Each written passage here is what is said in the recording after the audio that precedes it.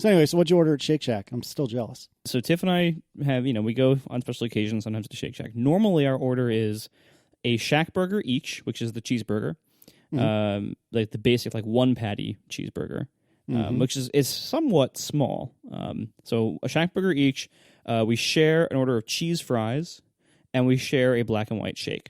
Solid. Today we decide, because every time when you finish that burger, because it's such a good burger, but it's also a relatively small burger, every time you order that, you think, I wonder if I could have gotten away with a second burger. You should not be thinking that. So today, we decided to splurge, being that it's Valentine's Day, and this was our special trip to the city just to eat Shake Shack, and we got 3 burgers, and we cut the third one in half, so we each had 1.5 burgers. That is actually a very good choice. Yeah, and it turned out we were pretty full, but it was not like a mistake. Well, you really stretched yourself out a little bit with all the top 4 episodes. Now you're able to handle that much food. Yeah, exactly. Oh, goodness. There's no Shake Shack anywhere near me. I think the nearest one is in D.C., which is like a 2-hour drive, and it makes me so sad because, as with, what is it, In-N-Out? Like, In-N-Out, I think, is very tasty, but a little bit overrated. And I think with Shake Shack, I would say it's less overrated, but what I'm driving at is that some of the appeal is that it is not proximate. Is that the word I'm looking for? It's not near me. And so because it's not near me, I seek it and yearn for it in a way that I very much do for In-N-Out, even though I would say In-N-Out is good where Shake Shack is great. Well, I'm surprised you asked Marco what he got at Shake Shack because there's like nothing on that menu.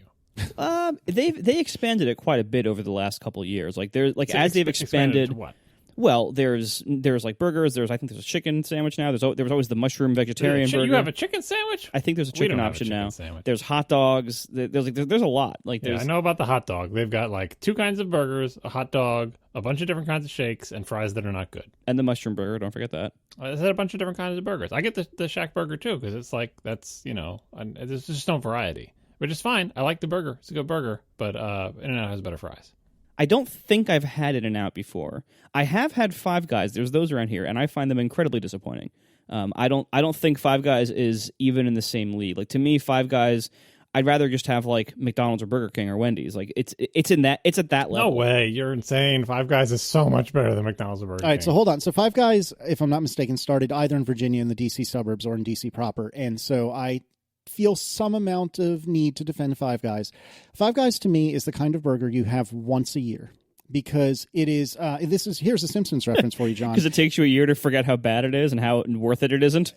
Maybe it is not. It's bad. not that it's bad. It is different than Shake Shack, and Shake Shack is better. But Five Guys, I think, is pretty good. No, it's not. Five Guys is good. So here's the thing with Five Guys, though, is that it's so unbelievably and unabashedly greasy. Not to say it's not tasty, but it's so greasy. Oh, I don't think so. I think Shake Shack is greasier than Five Guys.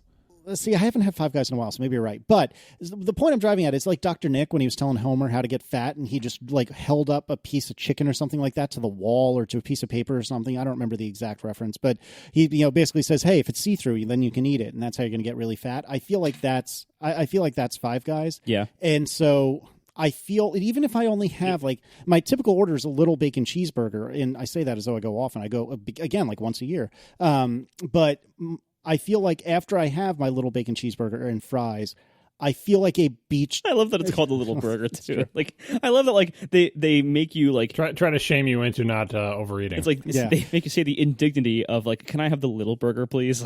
Like at Shake Shack, if you just say the Shack burger is available in single or double patty, but the default is single, which is probably what you should get.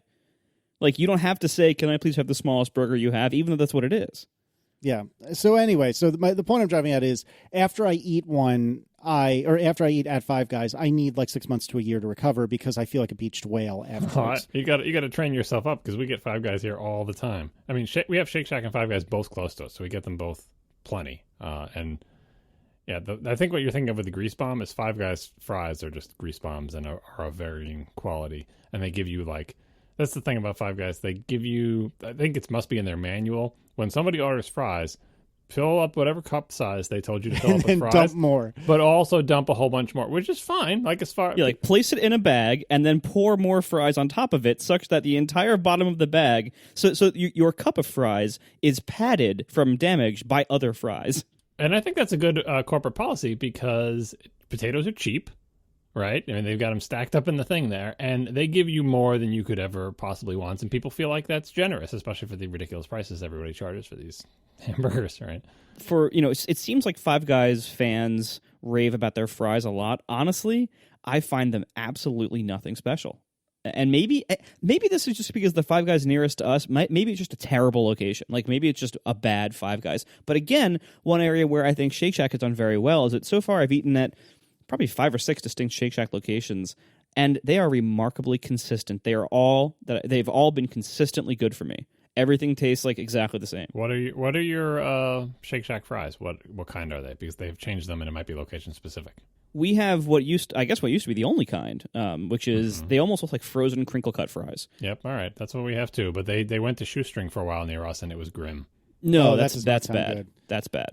They can be good, but theirs weren't. Theirs were not good, so they changed back. But I think the crinkle cut fries are not particularly good. Oh, I think they're wonderful. To me, like Shake Shack fries, they taste like frozen fries from your childhood, except done really well. And also, I don't find them greasy really at all. Like, beyond what, the minimum required to deep fry something. But like, where Five Guys fries I feel like could make a piece of paper clear by just going near that piece of paper. Shake Shack fries really don't seem greasy. At least Five Guys has the Cajun option if you get sick of the regular fries. Yeah, but Shake Shack fries are so good you don't get sick of them. You just put cheese on top of them. And the cheese fries are really good. No, the cheese is gross. It's like Cheese Whiz. It's like it's Casey's Velveeta. It's terrible. No, but it's kind of it's lighter in color than like a slice of American cheese or like most nacho cheese sauce. It's cheese food. It's definitely some kind of cheese food. well, it is because it melts very well. But it's a really nice, like somewhat mild cheese sauce. The distribution's always really nice, and they give you that little wooden stick to pick up the fries with. It's so good. I'm with Marco on this. However, I do need to also bring up for those of us who are from Mr. Velveeta loves the fake cheese. Surprise. Yeah, well, I know nobody's surprised. I also need to bring up for those of you who live south of the Mason-Dixon, specifically in or around North Carolina, there's a chain called Cookout, wherein you can get a truly heinous amount of food for a hilariously small amount of money. And if you've never experienced Cookout but have the opportunity, you need to try it. And Cookout, their burgers taste, guess what? Like you had just cooked them at a cookout. Or as some people, where is it that they call any sort of like picnicky cookout thing a barbecue, which is completely bananas? Is that the Northeast? The whole country except for the South. Oh, God, that's so ridiculous. Barbecue is its own thing. Anyway. So honestly, I gotta say, I don't like. I don't, and I'm using the lowercase version of the cookout word here. I don't like cookout burgers most of the time. Burgers, in my opinion, are best made on a flat griddle surface. Whereas when you put it on like the rack of a grill, and especially the way most people, most people are just amateur, barbecue cooks or grill cooks, whatever word you use for that large metal box that you put hamburgers and hot dogs in. For me, my move is always to go for the hot dogs because first of all, they're less filling usually. So like you can have just one or you can have two, depending on how hungry you are. You can have more room for the side dishes, which are always better. Or 1.5 if you're sharing it. Right. Thanks. Yeah, it's and hot dogs are pretty much impossible to screw up that badly. Whereas burgers on people's grills are usually they're way overdone. They're also usually way under seasoned. And a hot dog, you put it on the grill, it's already cooked. You just need to make it warm and maybe get a little bit of like a split on the skin, like a little bit of the bubbliness on the skin from the heat. And that's it. You put it in a bun, you put anything or nothing on it, and it's delicious. It totally takes the barbecue cook out of the equation, unless they like seriously horribly burn it, but that's pretty rare and pretty hard to do. Yeah, all I'm saying is if you're ever in a position where you can go visit a cookout, get yourself a cookout tray. I mean, they consider a full quesadilla as a side item. That's all you need to know. That's all you need to know. My whole family can eat there for like under $15. It's ridiculous. I love Cookout. God, I love Cookout. Anyway, we should probably start the show, lest I talk about food for the entire night. Do you want to talk politics? We can do that for a little while because I'm really fired up. I mean, now that we talked like fancy people's burger chains, I feel like politics is a much safer choice. Yeah, probably. Can we just ban all guns? Let's just do that. Can we all agree on that? Good. I'm glad we talked. All right, let's start with some follow-up. And I don't want to talk about any of this battery stuff anymore, so one of you do it. I don't want to either. Why are we still doing this? I don't know. I don't we're care. not talking about it. I just wanted to give some. We're still getting feedback about it. That much is certain. We're not talking about it. Here, let's talk about it. Right, but we're still getting feedback about it. People continue to send us stuff, and I just wanted to give some representative examples from real live listeners covering the spectrum of the type of feedback we're getting. But I didn't practice pronouncing these people's names. Did I just hear a beer crack? You sure did. Yeah. Marco, I love you so much. I've never loved you more than I love you right now. Sorry, what were you saying, John? I'm saying I didn't practice how to pronounce these people's names because I didn't think I'd be doing it. So now I'm trying You don't have to do it. We can skip this Yeah, we topic. can skip it. No, Just we're skip totally it. doing it. Just skip We're it. going to go with Migurditch Carnegian. No, that's definitely not it. I need more beers to open. Oh, my God. I think that's it. I think that's close. You give it a try. So, we have some follow-up about my task managers. Nope, we're doing these. It's just, you just got to read them. That's all we have to do. It's not complicated. There's no discussion required. You just have to read the feedback. Oh, God, why are we still talking about the battery I stuff? don't know. We're not talking about it. We're reading feedback. That's talking. It's 3 items. There needs to be no discussion about it. Can we read in our minds and then not talk about it? All right, three. Here we go. I'm over it. Here we go. This we're going to speed run it. One person said, done and done. So the reason I picked these 3 things is because they're representative of the entire spectrum. One person saying my battery's great and I have terrible problems. One person saying that I had slowdowns and I fixed it with clean install. One person saying I had slowdowns and I fixed it with the battery thing. I just wanted to put that out there because lots of people think that the various descriptions of things that might happen that we offer on the show are fictional or hypothetical or completely one-sided. Every possibility is accounted for by people. That's what we're trying to express in these shows. You think you know exactly how everybody is handling it. It's always throttling. It's never throttling. Clean install always fixes it. Clean install never fixes it. Battery always fixes it. Battery never. It's not true. We're getting real accounts of all these different occurrences. So this is actually a complicated, nuanced issue. And I'm sorry for all the people who think it is 100% whatever their pet theory is. I hereby declare this topic done. Seriously. Permanently done. I understand why you brought it up, John, but I'm with Marco on this. We're done. All right. I was talking, and I guess it made it in the show. I never listened to the show after it's released. I was talking under the influence of a beverage or two about my my photo management Swift console app. And one of the things I'd said is that I wanted to verify that if I find a name collision, whether or not those 2 files are the same file. And the reason I made some of the choices I made is because this app was written just for me. And in my particular scenario, all of the final versions of the files are stored on my Synology, on my network attached storage. And so what I was saying was, hey, I want to MD5 all these files to make sure they're identical or not, and make decisions based on that. And more than a few people wrote in to say, usually very, very nicely, you friggin' idiot. The first thing you do is check the size of the files, and then you worry about MD5ing them, which was really annoying because I should have thought of that myself and didn't. So I didn't mention it because I assumed you were doing that. So yes, you should feel shame. I feel deep shame, and I am admitting it publicly. Honestly, I'm with you, Casey. I would not have thought of that. Like, yeah, just check the file come sizes on. and only MD5 if the file sizes match. I probably wouldn't have thought of that. No, you totally would have done it. When you're writing the code, you feel it. You're like, wait a second. Why don't you all right, go ahead. I feel it's impossible. I feel it's impossible to write that code and actually have your fingers type it without going, wait a second. Well, I can tell you it is not impossible because I did it. But no, all kidding aside, it was an obvious answer that I just really did not think of. So I appreciate all of you writing in, and I have felt and continue to feel the appropriate amounts of shame. Now, the final follow-up topic, everyone and their mother also wrote in to tell Marco that they have the one true task management advice or app or what have you. Marco, did you try any of them, and do you care? I tried, I think, 3 or 4 different grocery list apps.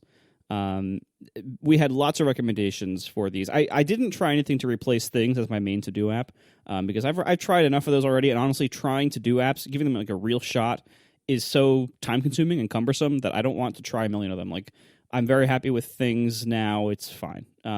So for the grocery list role, I mentioned that I use Clear, and I've been using Clear for years, and it's been fine.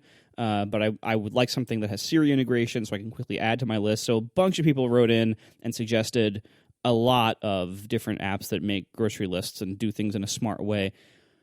I found all of them to be either hideous looking and or too complicated.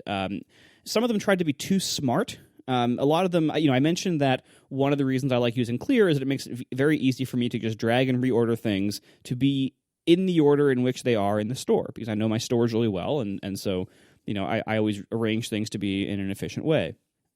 Many apps try to do that for you automatically through some kind of either by learning the way you order them or by defining sections like, okay, produce and then cereals and then dairy, and you can even, some of them are even advanced enough to know that you can set like, okay, this store, the aisles are in this order: first produce, then dairy. Like these apps have a very, very advanced and complicated solution to this problem. And I found none of them compelling enough. I have already food shopped with, I think, 2 or 3 of them, and I found them not compelling. Either it was cumbersome to use, or it took up a lot of space on screen, or they were very cluttered. I didn't like the way any of them actually flowed in use. Ultimately, this is a situation where you could make custom apps that try to be smart about grocery shopping. That's too much for me. I'm fine with Clear. All I want is Siri entry and maybe sharing for Clear. That's it. A basic list that I can drag to reorder myself. I all the intelligence stuff. It's kind of like my Nest thermostats. Like when I first got the Nests back forever ago now, I very soon afterwards turned off all of their automatic learning features. And instead, I just set a program on the website. Like you can just enter, like, all right, go to this temperature at this time, go to this temperature at this time, and stop guessing what to do. I found that I greatly preferred that because the intelligent part of it would often just guess wrong or just get in my way. There's a lot of places where this is the case in a lot of different things for a lot of different people. This is just one of those problem domains, this grocery list thing, where for me, the simpler option is not only good enough, but better on average. Like, because for all of the gains that I got for the ones that would rearrange themselves intelligently, there were just as many times where it guessed wrong. And maybe if I used them for longer periods of time, they would learn better and they would get better. Whichever one I use most would like really learn me and my stores. But I found the process so cumbersome to use them and so uncompelling.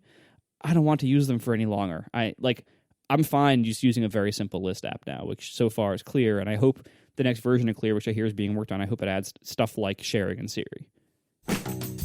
We are sponsored this week by Linode. You can get one of the fastest, most efficient SSD cloud servers for just $5 a month. Go to linode.com/ATP and use code ATP2018 for a $20 credit, which can get you 4 free months of that base plan, $5 a month for 1 gig of RAM. They also have all sorts of other size plans for your different needs. They have high memory plans, as they added recently, starting at 16 gigs of RAM. They have all sorts of disk space combinations, CPU combinations, and all of this is backed by Linode's awesome 24/7 friendly support, even phone support if you want that. Linode offers VMs for full control. You can run Docker containers. You can have encrypted disks. You can run VPNs. All of this is on native SSD storage backed by a 40 gigabit network running on Intel Xeon E5 processors. And Linode is always adding new stuff. They recently took block storage out of beta, which is available in the Fremont and Newark data centers, with plans to expand to all data centers by the end of the second quarter of this year. There's all sorts of new stuff happening at Linode. They're also currently in beta. They're testing a whole new control panel at cloud.linode.com. You can see for yourself. It's wonderful. And honestly, I've loved their basic control panel, their existing one, for years. It's by far my favorite web host to actually use. The control panel is full-featured and super easy and super nice to use.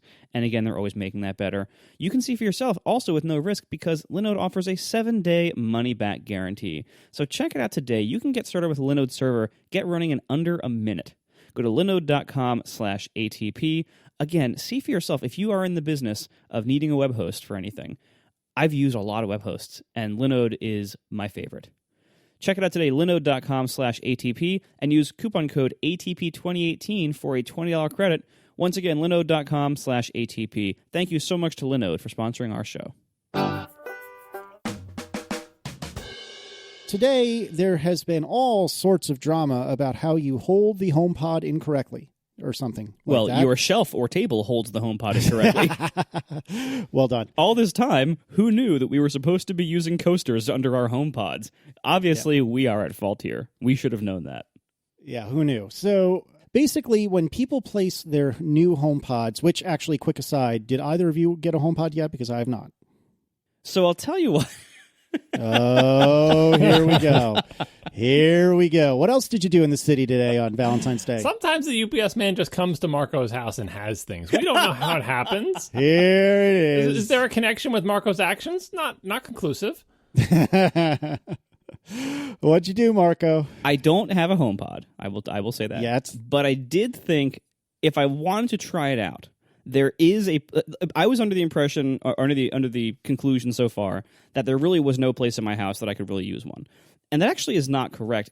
Next to the Echo, I have a Sonos Play 1. Not the new Sonos one that has the built-in Alexa integration. Not that. But the old Sonos Play 1 that is just the speaker, just the Sonos speaker. And I have it there because when, like 2 years ago now, I started trying out Sonos to build an Overcast integration. And they were kind enough to send me some units to test with and everything. And so I have those. I have a few of those in the house. And I needed a place to put it, so I put it next to the Echo. I hardly ever use the Sonos stuff. And when I do, I hardly ever play things out of that output. Usually it's out of the living room output. So I have a, short, squat, white speaker that is better for music than assistant type things already sitting next to my Echo. So I could just remove the Sonos Play 1 and put a HomePod there.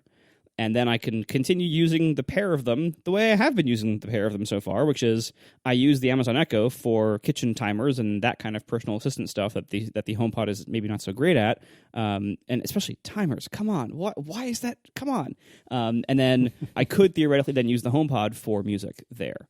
I haven't done this yet, but if I wanted to try one out, and eventually, I hope so much that this summer at WWDC, we hear of new Siri kit intents that involve audio playback services. I really, really hope for that. Amen. Honestly, my hopes are not that high, or rather my confidence is not that high. I don't think we're going to actually get that. I really hope I'm wrong, though. I really hope we do. If we do, then Overcast has something to do on the HomePod, and so I will have to get one for testing, and so that will be a sensible place to put it. But until that happens, and unless that happens, I'm still not that compelled to try it. But if I did put a HomePod there, that is actually a finished MDF wood piece, so I don't think I would create a ring. And if I did create a ring, it's already white, so it wouldn't really be visible.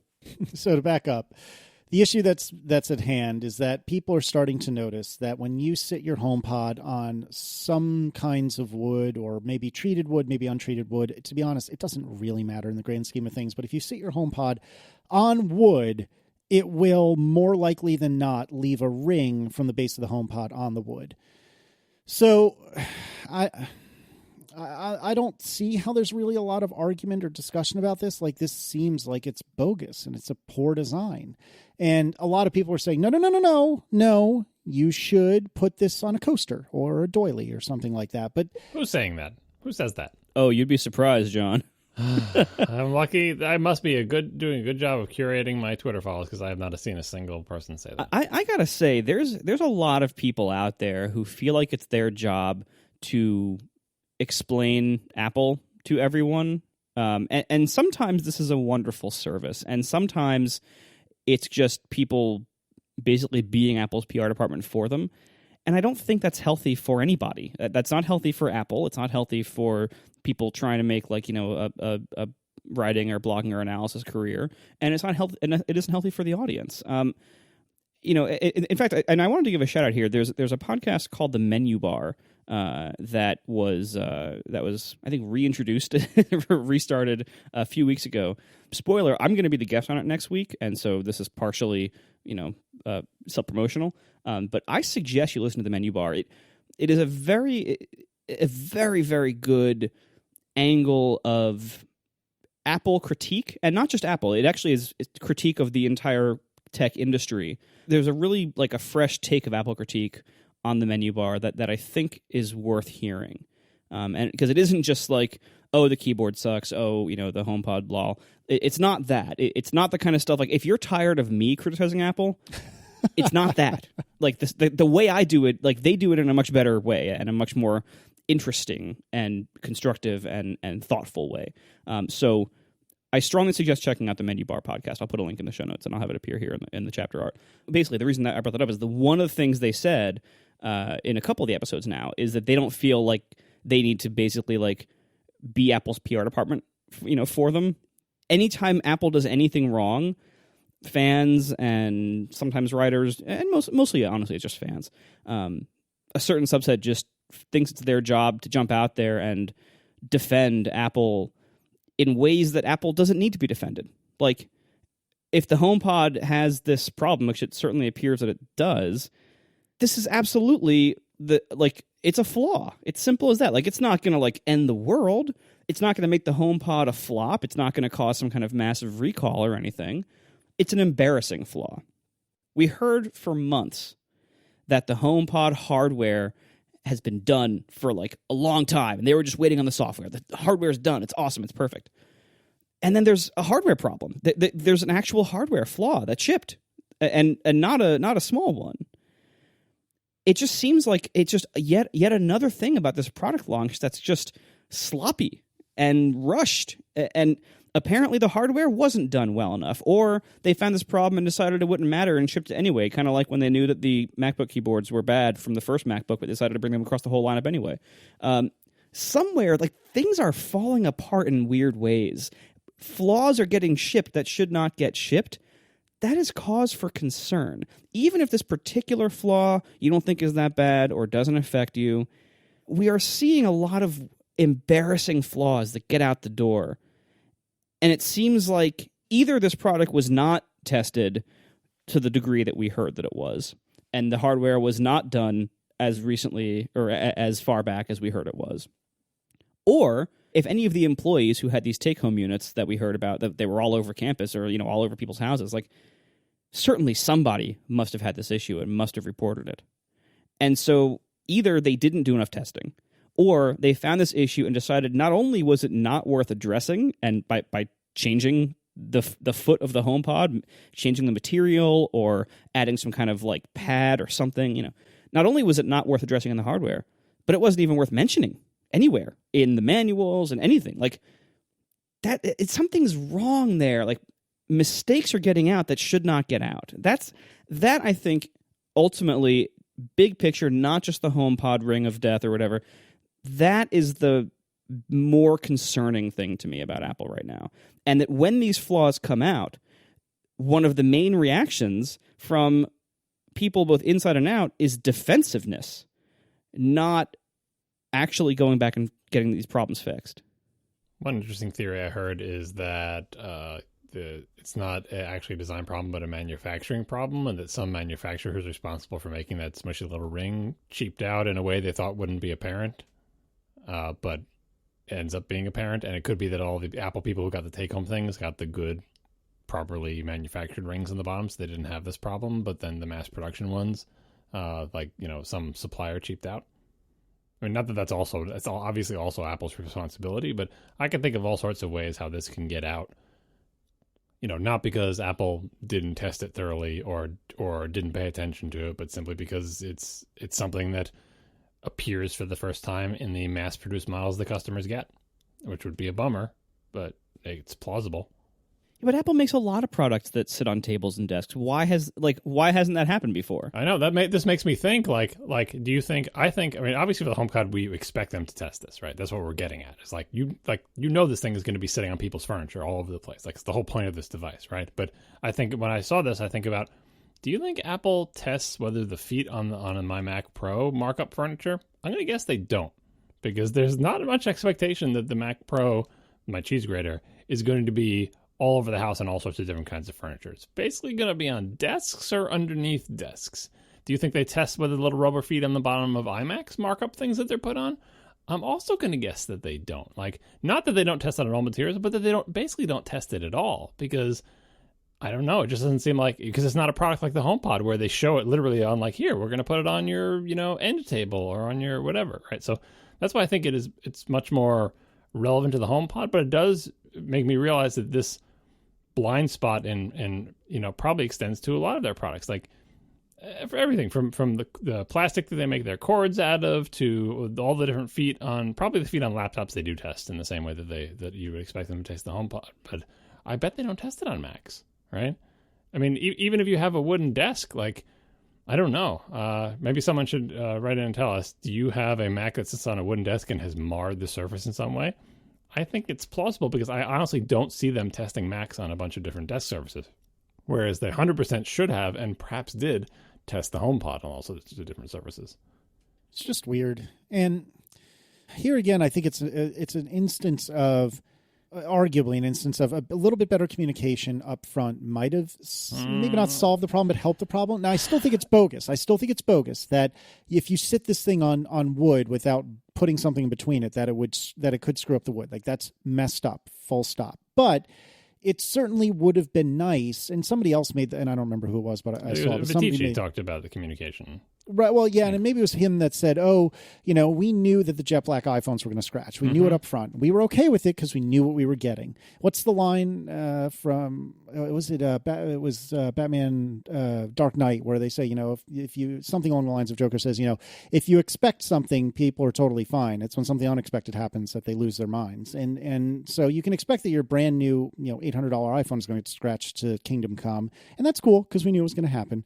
But, you don't expect this ring to show up and everyone loses their minds. And I would too. I'd be upset. I don't think it's entirely about expectations, though. Like, I understand the communication angle, but I think the comparison to the phone just highlights how different this is, right? So whether people are aware of it or not, the trade-off that Apple's making with the phone that scratches more, and Apple does advertise this but doesn't connect it up as much, is that, they made softer glass in the hopes that it will shatter less often, right? So that's a trade-off that they're making. They're like, you can make the glass really, really hard, but then it's more likely to shatter. If you make it softer, it's more likely to scratch.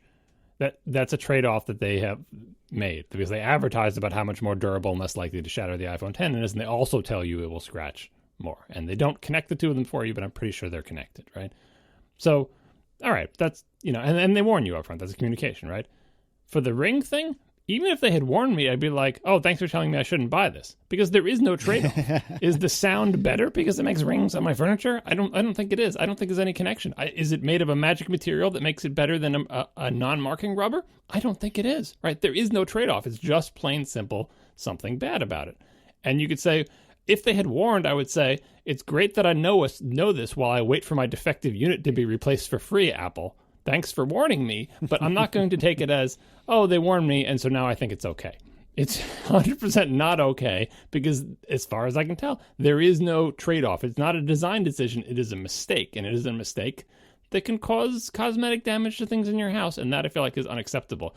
I don't think Apple will recall these because of it, but honestly, I kind of think they should if they really want to have a reputation as a company that stands behind its products. So basically, they should say, we're not going to recall all of them, but if your HomePod marks up your furniture, send it back to us and we'll send you a new one with a foot that doesn't mark it up. That's the right thing to do as far as Apple's concerned, or as far as I'm concerned for Apple to do.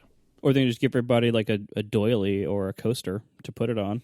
A fine Corinthian leather coaster. No, they don't. They need to not have things that, I mean, it's not a glass of ice water that's going to sweat and leave a ring. Like, there's no water. It's an electronic device. It shouldn't leave rings on wood furniture. I'm sorry. I'm guessing we get no actual response from them on this, but who knows? I mean, well, no, we did get a response because they put in a new thing. Oh, yes. It was typical defensive-ness. The response was, you're holding it wrong. Cleaning and taking care of your HomePod. Yeah. Yeah, the response was, you should refinish your table. Yeah. Where to place your home. It's not unusual for any speaker with vibration-damping silicone base to leave mild marks when placed on. You think it's not unusual? I don't know. It seems pretty unusual to me. Like, I have to think there is a vibration-damping material that you can put on the bottom of a speaker that does not mark wood surfaces, right? I mean, lots of, to put it this way, lots of speakers use the really, really pointy feet, which would leave like actual holes in your things, but at least that's obvious when you see the really, really pointy. I don't know. It just doesn't seem to me that that material is so special that there is no replacement that would it would impair the speaker's sound quality if they used a different kind of rubber. I don't see that. And honestly, I think the PR response to this is poor. Well, in their defense, as we record, there's been like an afternoon and evening worth of time for there to have a response, because this just broke earlier today, did it not? Yes. Okay, so I mean, well, let's give them a little slack. There may be some sort of response coming. Yeah, no, we don't know what their reaction is going to be. I'm just saying that their reaction thus far seems insufficient to me. And it's not it's not like they need to recall them all like defective airbags in cars or something. If someone has it and it's sitting on a piece of furniture that it doesn't mark, there's no reason to recall that person's thing or whatever. But if someone has one of these and it leaves a mark on their furniture, they should be able to say, Apple, take this back and give me my money back, or, which they can do if they're inside the return window, or Apple, take this back and give me one that doesn't leave a ring, and Apple should do that. I'm not even going so far as to say, Apple has to pay for the damages to your furniture, or whatever, which would also be nice, but is a little bit unfeasible in terms of logistics. But no, it's a mistake. It's probably an honest mistake. I can imagine how this slipped through, but it's not acceptable. This is not a design trade-off like phone screens that scratch a little bit easier in exchange for not shattering as much. Did you have any thoughts on the teardowns? Those were done between last episode and this one, so we didn't get a chance to talk about them left. I looked at it a little bit, but I don't think anyone was surprised by what was in there, right? It's very interesting to me, like to see a lot of the way that it's structured and built. I think one of the weird surprises for me is how none of the speakers fire outwards. Like the woofer fires up, and the tweeters fire down. Like the whole middle of it, it's covered in cloth, so you kind of get the feeling that it's like one big speaker. But in fact, the speakers are firing out of the top and bottom, out of little vents, and there's nothing firing out the sides. The sides are just solid. I thought we had seen some sort of indication, like during WWDC, of what this looked like inside, at least approximately. So I'm not too terribly surprised by that, but I to be honest, I did not get a chance to look at the teardown, so I don't really know what I'm talking about. Oh, also, while we're on the subject of teardowns, gotta also give massive shout out to the season finale of this season of Welcome to Macintosh, the podcast by Mark Bramhill. That it was an interview about interview with the founder of iFixit, who does these wonderful teardowns, about repairability and long-term recyclability of our devices. It was really good, and really makes you think about things like e-waste and the way these products are being built and manufactured and designed, and how there are ways you can design something for repairability and then later recyclability, and there are ways that you can make that harder or impossible. And Apple seems very split on this issue. Like, there's obviously parts of Apple that care deeply about the environment and about recyclability of things, but a lot of their hardware designs are very hard or impossible to recycle some pretty major parts. They don't necessarily need to be done that way. So I think it's a very good episode, worth a listen, and certainly thought-provoking. We are sponsored this week by Away. They just make awesome suitcases. Visit awaytravel.com/ATP and use promo code ATP during checkout for $20 off your awesome suitcase. Away suitcases are like if you finally designed a suitcase for the modern age. They use high-quality materials, they eliminate all the middle people and sell directly to you, so you get a great value. And they have wonderful modern amenities. So, for example, they have a built-in compression system, so you can really cram a lot in there and have it be nicely packed down to leave more room for even more stuff, because everyone needs that at some point. They have 4 spinner wheels on every suitcase that have 360-degree rotation, which completely changes the way you can maneuver a suitcase as you go throughout an airport. They have a TSA-approved combination lock built into the top of the bag. They have a removable, washable laundry bag so that you don't have to, shove your dirty clothes kind of off to the side and just hope you don't get confused. And you can just take it out when you get home, and you can empty it into the washer. It's wonderful. And both sizes of their carry-on bags have a built-in battery that can charge any USB device. So as you're sitting there in the airport waiting for your flight, you don't have to be draining your phone's battery. You can have your phone plugged into your suitcase, charging up, so that when you get on the plane, you got a nice full battery. A single charge of the Away carry-on's built-in battery can charge an iPhone up to 5 times. They also have wonderful new add-ons recently, like they have packing cubes, they have garment sleeves, all these things that you can use to complete your travel kit. If you're like a travel pro user, you want some of these accessories to really help out. Away also offers a lifetime warranty on all their stuff. If anything breaks, they will fix or replace it for you for life. You can even travel with it and try it out for 100 days. And if you don't like it, you can return it. No questions asked. 100 days, you can travel with it. And if it's not for you, they're so confident that they know most people are going to keep it. So if it's not for you, you can return it, no questions asked. It's wonderful. Check it out today at awaytravel.com/ATP and use promo code ATP during checkout for $20 off your suitcase. Thank you so much to Away for sponsoring our show. All right, and any other HomePod thoughts? John, how do you like yours?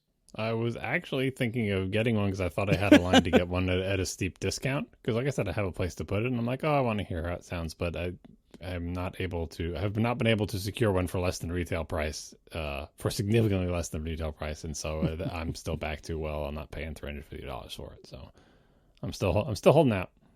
One thing also, we've had a lot more impressions and reviews and like kind of like real world tested impressions that have come out. The opinion on the sound quality is starting to get a little bit split. Most people still think it sounds amazing, but there are some people who have heard them and come out of it saying, I actually don't like the sound. And I think it's interesting, like, most of the complaints tend to be either the processing is doing something weird with the mid-range that doesn't agree with their music or their tastes, or a common complaint is the bass is just too prominent. And, it's hard with the HomePod because it does room calibration and because it is listening to the bass response and dynamically adjusting it and things like that, and because it does so much processing on the audio to try to separate the components out into different positions in the room and everything, because it's so complex like that, it's really hard to get an idea of what it sounds like, because it could sound like lots of different things, and it whether the sound works for you can be highly dependent on what the HomePod has calibrated to for your room, and also how it's processing things like, centering part of the mid-range that thinks it's vocals, and then putting parts of instruments in the background because it thinks those are instruments, and whether that works for certain songs or not. It's going to be a really hard thing to get a handle on, like, whether it works for you or not without actually just trying one, because it's going to vary so much. And even, like, trying to test it, like there was that Reddit post where like the guy, did allegedly a controlled test, although it wasn't that controlled, and measuring its frequency response and distortion and things like that. But that's really hard to test on the HomePod because it's doing so much processing to the sound. You really can't get a good handle on what it will always output, because there is no one frequency response or one distortion rate that it will always output, because it's doing things to the input sounds, based on various intelligence and heuristics and stuff.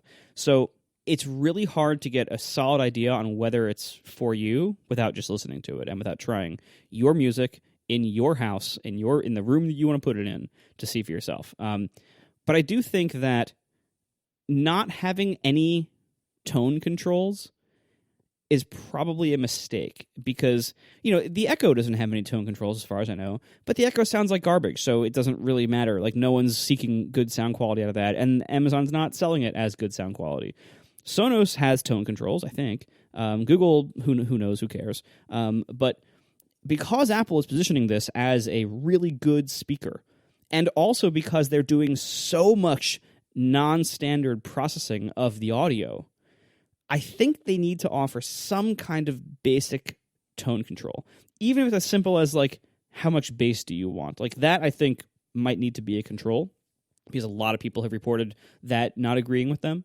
But it's because it's really hard to design a speaker that appeals to everybody. It's even harder when you're doing very heavy and non-standard things to the audio, not just replaying it out a transducer. That sounds like a feature. I mean, we talked about this before about how, you have the hardware. It's just a question of adding software updates to it. That sounds like a feature that could come fairly soon in a software update. Like you said, just for bass response. I'm not even saying they're going to throw, like, give you, an equalizer, because almost every other audio thing that Apple sells, whether it's, I think iPhones have it in the music app, don't they? Well, certainly iTunes has an equalizer. It's in the settings app, yeah. But it's only for music played in the music app. It doesn't apply system-wide. And also, it isn't a real equalizer. They only have presets. It's like the same 10 or 15 presets, like that rock and pop and random. Yeah, the same ones that iPods had 10 years ago. They have not changed, and there's no actual equalizer for you to just if you want to get in there and define your own thing, you can't. If you want to adjust certain frequencies for certain things, you can't. I get the feeling most people just probably don't use it. Yeah, but anyway, iTunes has a full equalizer, but then like the HomePod, like you said, it doesn't need an equalizer, it doesn't need presets, it just needs one slider for bass, and that's it. Yeah. Like, and that would go a long way towards making it appeal to a much wider range of people. And I would say that slider should go up as well as down, because some people want more bass than the HomePod puts out, right? I mean, that's why, Beats headphones are so popular, right? Beyond that, I think there's not, because of all the dynamic adjustability stuff, there's probably not that much more control that you can give people, because it's like, what are they even controlling? Are they controlling the final output, or are they controlling like the input before the HomePod decides how it's going to interpret that? Like, are they controlling the signal before it goes into the HomePod's processing, or are they just like, the bass is easy. You can just, lower the output to the one big speaker that most of the bass frequencies are sent to. But for everything else, I think it gets a little bit tricky. Agreed. Yeah, and anyway, I that feels like a no-brainer update to me for a software update that will widen the appeal of this device. For the what you were talking about, the testing, that blind test that Pogue did. Oh yeah, that was pretty good too. Well, here's the thing about those tests. Like you mentioned, I think you were talking about this on Twitter, how subjective sound is. Oh, we yeah. just talked about it. Some people like lots of bass, some people like not as much, some people have certain reactions to certain songs that sound a certain way, and it's very subjective. And then doing any kind of audio sort of blind testing, even though David Pogue said he said, I forget what his wording was, but he basically said, I tried to volume match them by ear, because that's a very important thing about sound testing. So one thing we know, if you make one speaker slightly louder, everyone picks it as the best, no matter how bad it sounds. Like, people are very sensitive to volume, right? So it's important for all the speakers to be the same volume, but the way you get them all the same volume is probably not listening to them all and saying, yeah, I feel like they're about the same volume. And furthermore, how do you even adjust the volume on a thing that is dynamically changing how it outputs sound based on what it detects about the room? Like, how do you even adjust the HomePod volume? It's very difficult to do. And then finally, how many people did he test it? I put it in front of 4 people. I guess you get an article out of that. I put it in front of, did you put it in front of 400 people? Like, even if you did, all you'd be doing is getting a survey of what people think of the HomePod. That's why I feel like the frequency response things, at least it gives you a baseline. Doesn't mean that, like frequency response, like here's it ideal and here's what it sounds like. Doesn't mean you're going to like how it sounds, but at least it's something that you can measure. So if you know that you like speakers that are dead on for the expected frequency response, you will like the HomePod if it's close to that. And if you don't like speakers that are like that, you won't like the HomePod. So let someone read something, and especially if they're an audiophile, probably know, am I going to like the sound of this speaker? Because we've done some objective measurements on the speaker, and then you can decide, do you like speakers that have measurements like this, or do you not like them? And again, only audiophiles would know that. For everybody else, it's just kind of a crapshoot. You buy it, you put it in your house where you're going to put it, you listen to it, and you either like it or you don't.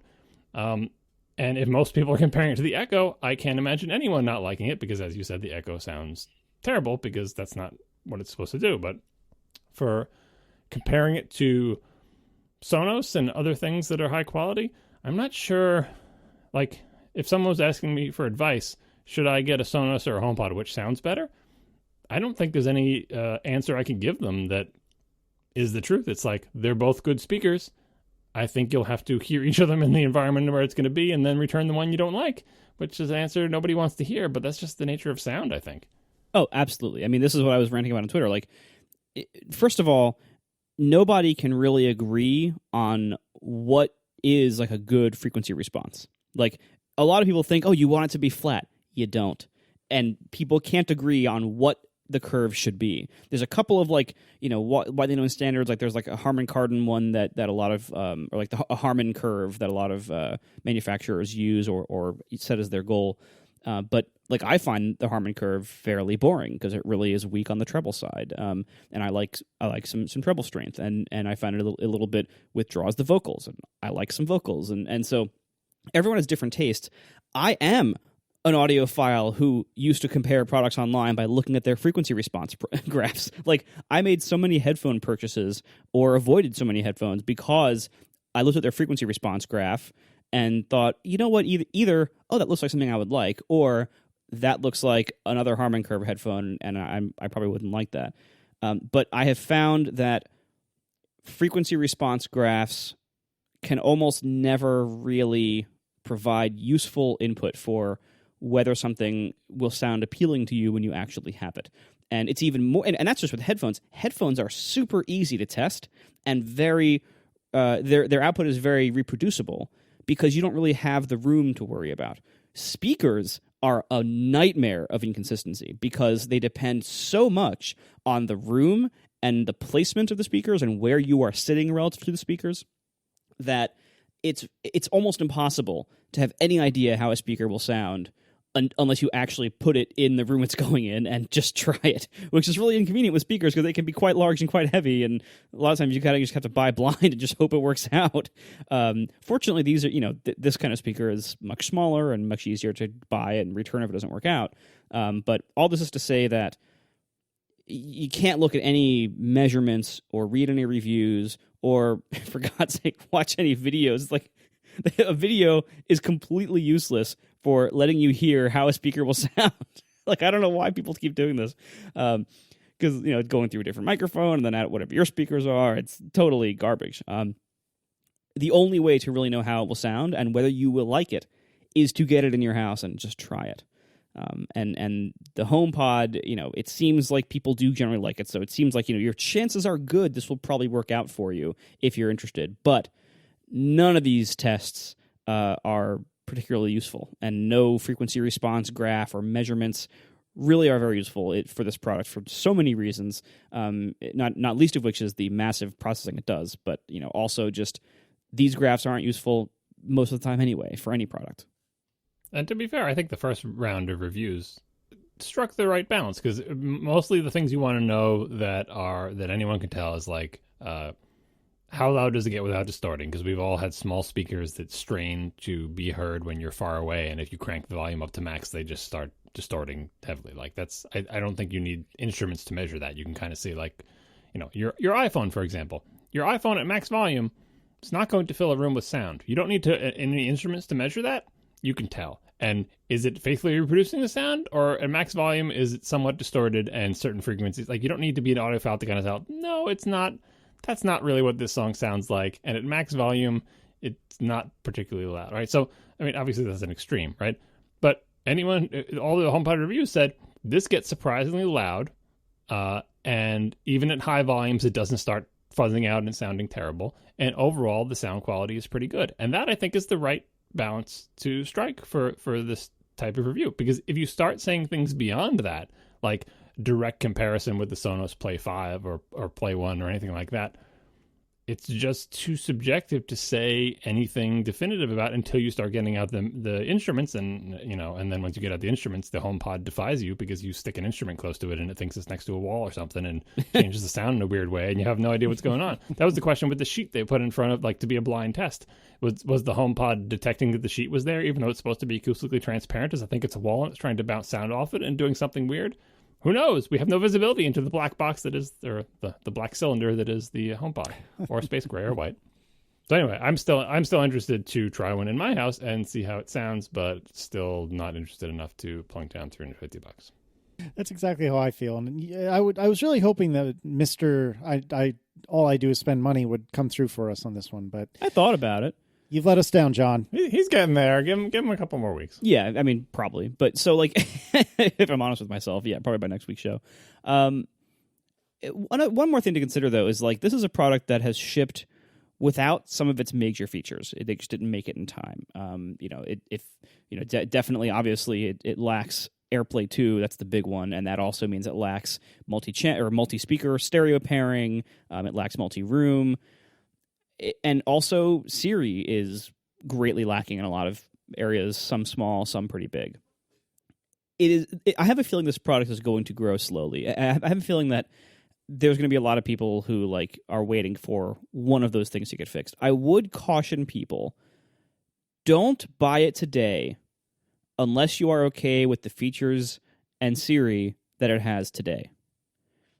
And this is not a statement about Apple. This is a statement about all tech products. Never buy tech products based on future software or service promises, because so often they either don't deliver, or they deliver really late or incomplete or just crappy. And so whatever the HomePod, like if you're on the fence about the HomePod, he's like, well, this one limitation of Siri, but they'll fix it in a software update. Assume they won't. Assume they never will fix it. If you still want it, okay, it's safe to buy. But don't buy it based on the assumption of some future thing that they will change or improve or add until that thing is actually delivered. And that applies to all tech products. Yeah, how is your full autopilot working out on your car? I never bought full autopilot, and I would not recommend anybody buy Tesla's full autopilot until it's actually released and demonstrated. You can add it later for a small additional charge. No, we had this conversation privately a few days ago, and that's exactly why I brought it up. I as always, I'm waffling on the idea of a HomePod. In so many ways, I like the idea of having a really small but really, really good sounding, ostensibly speaker. But I still am struggling to find an actual justification for $350. If this was $100, which I'm not saying it's overpriced necessarily, I'm just saying if it was $100, I think I would have bought it and just said, yeah, the hell with it. I'll give it a shot. But at $350, that, for me anyway, is something where I have to weigh the pros and cons. And it's just, right now, I'm with John. It's just not compelling enough for me to spend the money. So when I have one next week, you can all laugh at me. And we'll play this clip back. So what color are you not getting next week? Oh, definitely not getting space gray. Definitely not. See, I would have to not get the white to live next to my Echo. So you would get white and I would get black. Funny how that is. We are sponsored this week by Eero. Finally, Wi-Fi that works. Visit Eero.com and use code ATP at checkout for free overnight shipping to the U.S. and Canada. We've tried for years to cover our entire houses in Wi-Fi without any dead zones or slow areas. And it's really hard because when you only have one router, there's always just inherently going to be dead zones because of things like walls and real life. With Eero, they solve this problem by having a distributed Wi-Fi system. There's multiple routers that you plug in throughout your house, and they share the connection, and you don't even have to hardwire them. They wirelessly talk to each other, and they blanket your entire home in fast, reliable Wi-Fi. This is an enterprise-grade system with enterprise-grade functionality and speed and reliability, but not enterprise-grade complexity. It is super easy to set up. The new Eero hardware is also incredibly nice. It just looks really nice. It's small. It's discreet. The base station is about the size of an Apple TV or so, and it's nice and white. And they now have the second-generation hardware. It's nice and fast. There's triple-band radios and all sorts of wonderful new advanced technology. And then the kind of accessory satellite base stations, they now have these Eero beacons. This is also a new second-generation piece of hardware, tri-band, twice as fast as its predecessor, and the beacon is this nice, small, almost like, plug in an outlet. It just sits flush against the outlet, and that is your little Wi-Fi repeater for different parts of your house. They're so small you can put them in a hallway, you wouldn't even notice them. They're wonderful, and this blankets your house in fast, reliable coverage. It's the kind of system that businesses have used for years to cover their whole businesses, but that was always too complex for home users. Eero has made it super easy and super reliable and quite affordable, if I may say. The single router system just doesn't work. You need a distributed system, and Eero is by far the easiest one I've ever seen to set up. It's wonderful. So check it out today. Go to Eero.com and use promo code ATP at checkout, and you will get free overnight shipping to the U.S. or Canada. Thank you so much to Eero for sponsoring our show.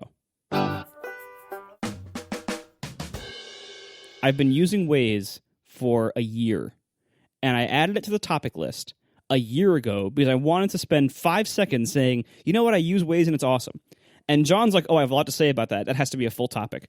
And so it was added to the topic list, and it's been floating on the topic list for a year, right at about spot number 4.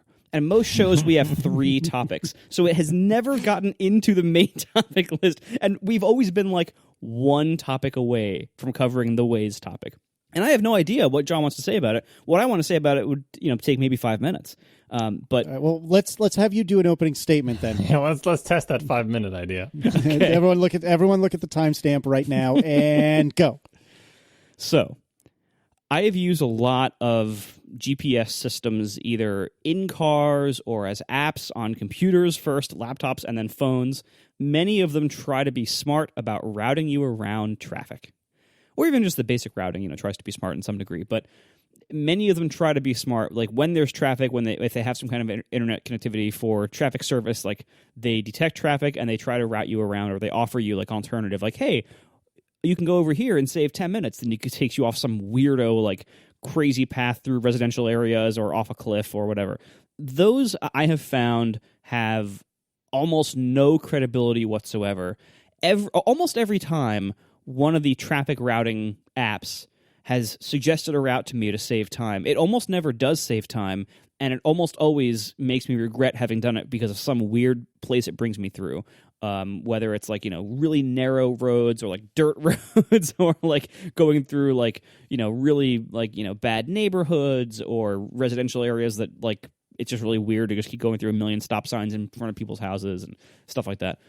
I started going to Long Island a lot for the beach last summer, and I started using Waze a lot.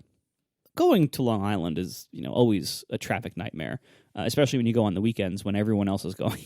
And I have since been using Waze, so yeah, for about a year, and I've been using it since then also, and Waze is so much better than every other traffic routing system I have ever used by a long shot, to the point where it has earned my trust. When Waze tells me to go a certain way, I go that way. It has not steered me wrong yet. It is so good, and I know first of all, it's owned by Google, and it is constantly sending lots of data to them and really burns your battery, so you got to have it plugged in. I'm aware of the trade-offs here for privacy and creepiness for this service, but it so dramatically is better than everything else out there in so many ways. It has earned my trust, and I highly suggest, if anyone else is okay with giving a whole bunch of your location data to Google while you're using Waze, I strongly suggest using it when you drive somewhere. And there's lots of other things about it that a lot of people first heard about it because of its feature where people can report where police officers are, and it'll like alert you, hey, there's a police officer up ahead, 0.5 miles ahead or whatever. That's a side benefit. The traffic routing is really where it's at. That is where Waze kicks so much butt across everything else. And it's also incredibly good at time estimates. Like, I can go on a 2-hour drive with lots of traffic in the middle, and whatever time estimate Waze told me at the beginning of the drive of when I would arrive on a 2-hour traffic-filled drive, it's right within like 5 minutes almost every time. It's crazy how accurate the time estimates are. So unlike a lot of the other systems I've used, you don't sit there and watch the timer count up, and which is really discouraging. Like you know ahead of time roughly what you're getting into. And you can even plan drives. You can say like, I'm going to be driving from here to here tomorrow morning. What time should I leave?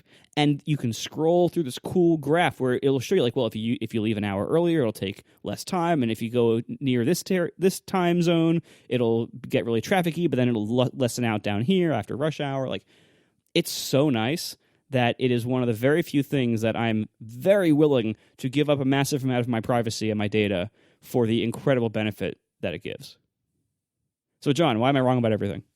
By the way, that was roughly 4 minutes. Well done, sir. Yes! I would love to see what those graphs look like if you're like in the Hamptons and it's Sunday night. It should be like, just go to sleep. try on Monday morning.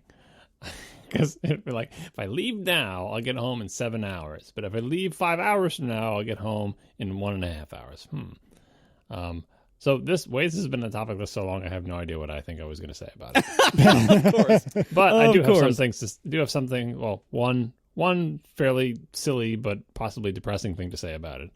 I have Waze on my phone.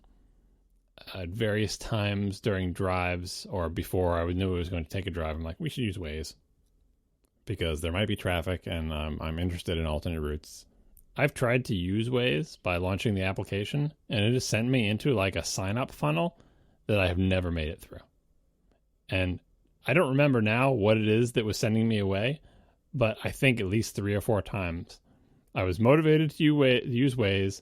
I started down whatever funnel of sign-up thing it had for me, and partway through, I bailed out because it was like too onerous. Did it want like my social security number? Did it want, I mean, I'm not one of those people like, whatever, take my email, I'll make a password. I don't care. I'll make an account. Like, it's not like I'm, shy about making accounts, but there was something about the sign up process. And this, I think, is like the first app that it's happened to. And it's memorable to me because I have been repeatedly motivated to try the app because people say it's good, and yet it keeps repelling me.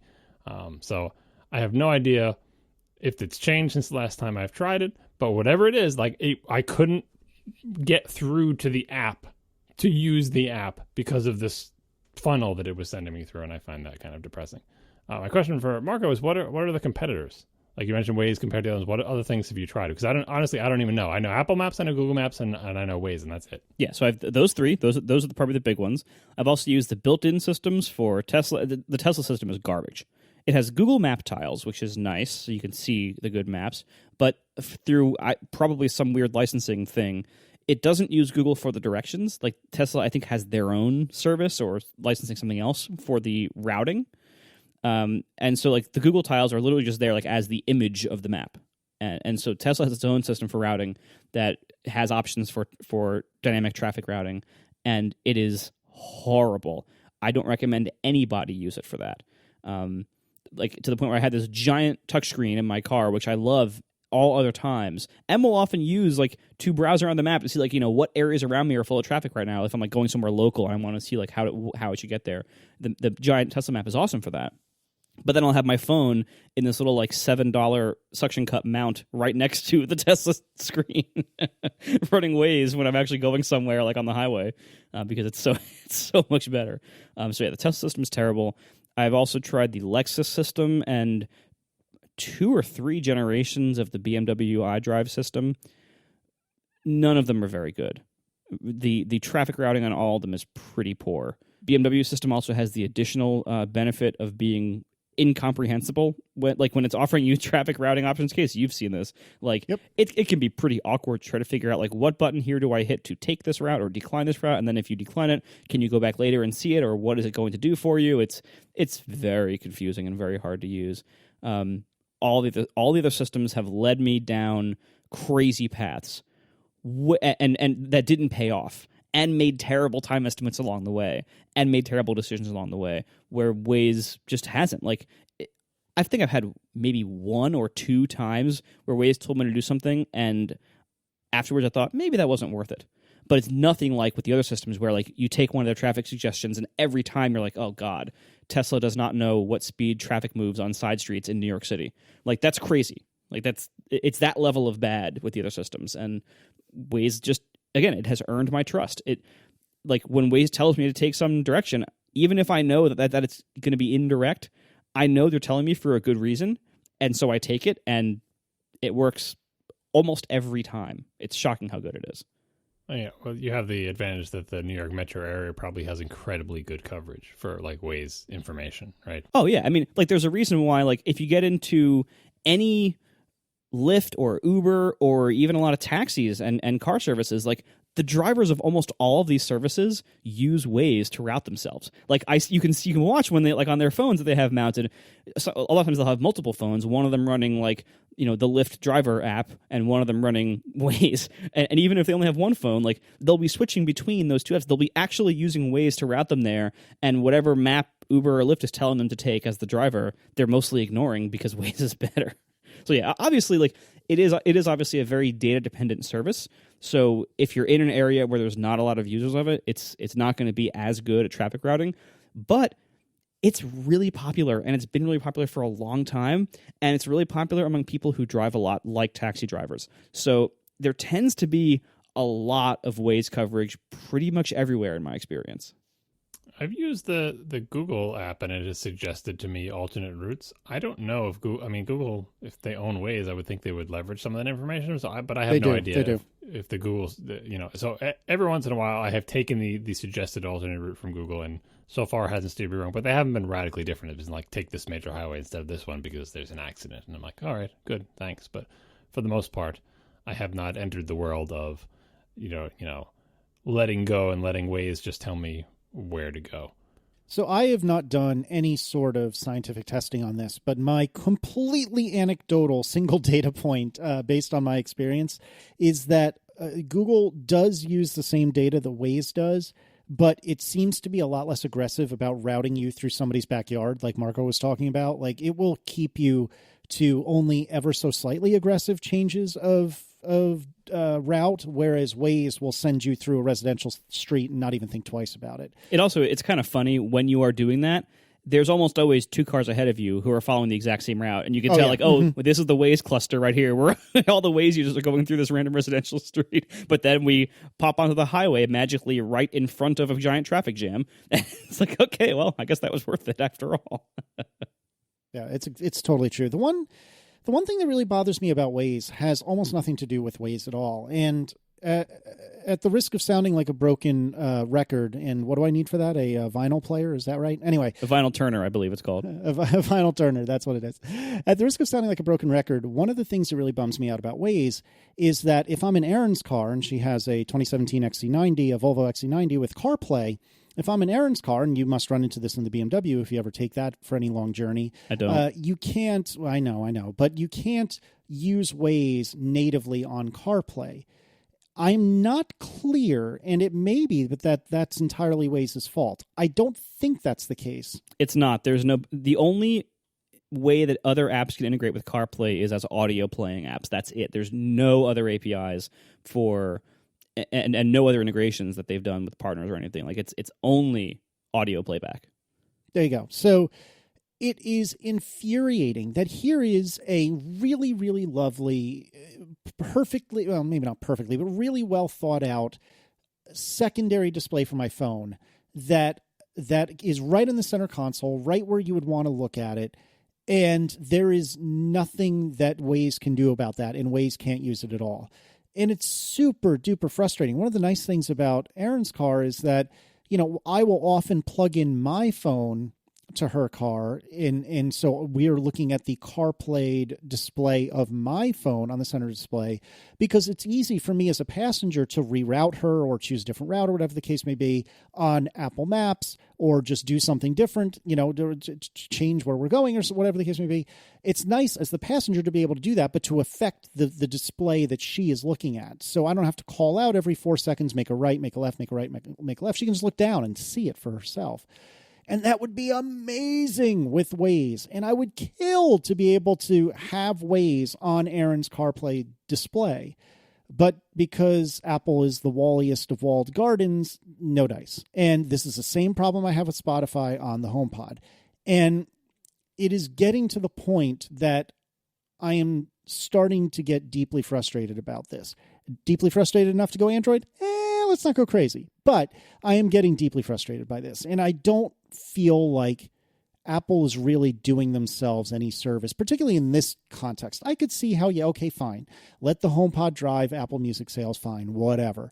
But I still disagree with it, but I can at least understand the perspective. But in this case, why are you forcing people to use Apple Maps? And I actually don't have that much of a problem with Apple Maps, and I'll turn to that when I'm doing any sort of normal, half an hour or an hour journey. But if I'm doing what you're talking about, Marco, going to the beach or doing a 2-hour plus journey, I'm always all the time. And especially if I'm going to DC, which is a traffic nightmare, I'm going Waze for that. And so it is infuriating that because of hubris, because of obnoxiousness, I don't know what adjective you want to use here, but for whatever reason, laziness, Apple just does not let us use the one app that I think almost everyone universally wants to use. I think I understand why CarPlay is so limited. Is I think they're just very nervous about putting arbitrary third-party iOS user interfaces up on a screen, even just for display purposes. That they just want to be conservative and say these are the things that we've decided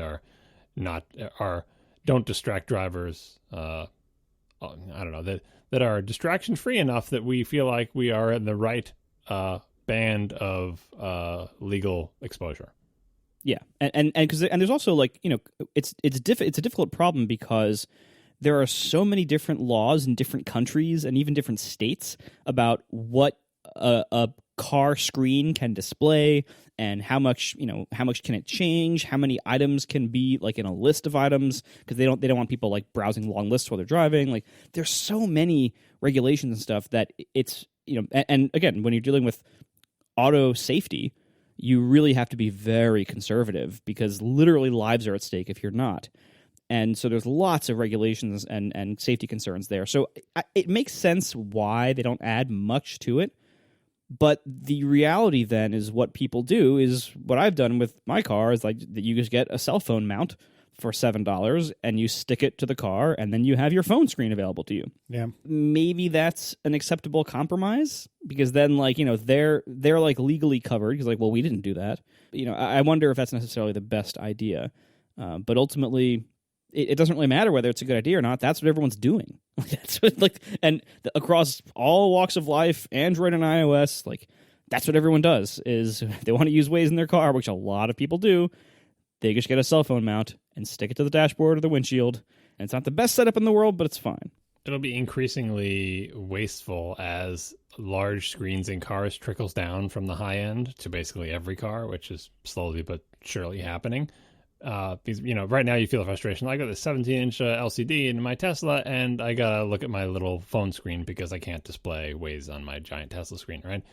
And the same thing with all of the high-end cars that have displays in front of the driver and in the instrument cluster and everything like that. Fast forward 10, 15 years where every single car you buy has like 2 or 3 giant screens in them, and still people are clipping things to ventilation, ports, so they can look at their tiny phone screen and have all the wires dangling all over the place. That's bad. That's not good. I'm not quite sure what the solution is because I don't think you should just let arbitrary phones display whatever they want on the screens in the car, but that may be inevitable. The only comparison I can think of is one that is not a particularly good comparison, which is radar detectors, which there are all sorts of laws against as well. But I don't think we ever got to the point where any car manufacturer was brave enough to build them into the car, right? So everyone who wants to have a radar detector or a laser detector or whatever, in the days before we had Waze to tell us where the cops are, would have a device with a suction cup and a cable snaking down along their car, and it never changed from that. Like even cars with radar, I don't know if they have the sensors built in for that, but self-driving cars that have all sorts of sensors all over them, I don't think any of those sensors are dedicated to finding laser or radar speed detection, or could even be hacked to do so. And, the current solution is internet and crowdsourcing. That's how we find out. But I'm hoping the screen issue resolves itself in a better way because unlike speed trap detection stuff, I think it is possible to have a constructive, useful, non-law breaking application of better directions inside our cars, because most cars have some way to do directions and a map and all that other stuff. We just want an environment where we can choose the best map for whatever area we live in and not have to, like the HomePod or all sorts of other devices, not have to pick the hardware based on what software runs on it. Yeah, because first of all, I think this is different than the radar detector example in the largest way because it's so much more mass market than radar detectors ever were or will be. So many more people use cell phone mounts in their cars than ever use radar detectors. And because that was always such a kind of edge case for like high-strung men, basically. And so but this is so mass market. Like people like Apple or Tesla who are designing things for cars where that don't accommodate the fact that everyone's going to just use cell phone mounts unless they make a better solution to put any app on a screen. I feel like that fight has already past them. Like that the market has already decided we want arbitrary apps to be able to be displayed on our phones in our cars. And that's terrible because it's very unsafe. Like you don't want people showing a texting app or something, or watching YouTube videos or whatever. Right. Like there's lots of reasons why that's terrible, but the reality is people are doing it and people will continue to do it because for very compelling and totally legitimate and safe uses like Waze or other navigation apps, that's such a compelling use that people are just going to do it anyway. So they might as well, the more pragmatic solution here is not to try to, stop people from doing that or try to lock people into just, your built-in thing in whatever, gated system you run, but to acknowledge the fact that people are doing this and will do this and try to give them a better, safer way to do what they're going to do anyway. The Tesla Model 3, if my recollection of the interior is correct, actually throws a monkey wrench into it, and it doesn't have vents in the traditional sense where you can clip in your holder, so you'd have to use a windshield suction cup, and in that case, I don't know how far away the windshield is. Like that's I don't know if that would work. I started out with a vent clip and moved to a suction cup with like a little 2-inch arm or 4-inch arm, and it's because the suction cup thing or the vent thing just kept falling out as my phone got bigger and heavier, and and as I accelerated harder sometimes, but it would just fall right off. But it works for me because there's like a flat piece of trim right below the vent, so I just have it suction cupped like vertically to that. But that I'm kind of worried that whenever the next Model S revision comes out, which is probably I think going to be in time for my next lease, I'm a little worried they might change the interior to be more like the 3 and not give me a spot to stick a suction cup. Well, then you'll have to do it on the windshield on an even longer arm because the windshield is really far away. I know. I really don't want to do that. It puts it too high up for me. That's why it reminded me of radar detectors, even though, like you said, it's not this way more common, but it's the ugliness of messing up your car's interior with this extra wart that you have to stick onto it, plus the associated cord that's attached to the wart. Well, that's why I resisted it for so long. Like why I just wanted to use the built-in systems for so long, and then why my first thing was just the little vent mount, because that was something I could just keep in the little center console, and just when I wanted to use it, take out a lightning cable, and stick it on there and use it. And then when I was done, I would take it away. And it took 3 or 4 months of that before I was like, all right, I'm sold on this setup. I'm in. Let me do it right and make it less annoying and less finicky. And now I just have a permanent suction cup stuck right next to my giant touchscreen of my beautiful car interior with this permanent or semi-permanent wire running down the side, because it just has that much utility. It's so good and so helpful that's what that I'm willing to tarnish my interior with this $7 plastic garbage that's sitting next to my beautiful screen, because it is just that useful to me. One thing that could make this slightly less clumsy, and I've always been a proponent of this, the idea of rededicating old devices to specific uses. The tricky part with directions is but who's going to pay for a phone that only lives in their car forever, right? So, but some fancy schmancy cars come with their own cell connections that, granted, you have to pay for, but if you're paying for an internet connection, for an LTE connection for your car, then you could reuse an old iPhone with no SIM in it, merely going on the car's Wi-Fi, and permanently mount it, or an old iPad for that matter, and permanently mount it somewhere in your car, and have it be a single purpose device. The only thing this thing does is runs the Waze application, and it's permanently plugged in, and I can route the wire. You're basically designing your own car interior. I have a dedicated iPod Touch in my car for music purposes. I can Bluetooth play music from my phone as well, but it's nice to have a dedicated thing that's always in the car, always connected, always plugged in. I could see people doing that with directions if it was possible to get it to work. Oh yeah, I honestly considered using a cellular iPad mini for this purpose, because I feel like that's kind of a really good balance. It doesn't cost much to have the cell plan on that. It's a pretty good size screen, bigger than any phone. So if there was a place for that to fit in my interior without blocking a third of the screen, I might have done that. You've got a Model 3 because there's nothing on that dashboard. Plenty of room for another screen. So gross. Anyway, no, it's funny you bring that up, John, because as we were talking, I was thinking to myself, Aaron's car does have an LTE connection that we're not paying for. And you can cough near a cell phone store and get a free Android phone.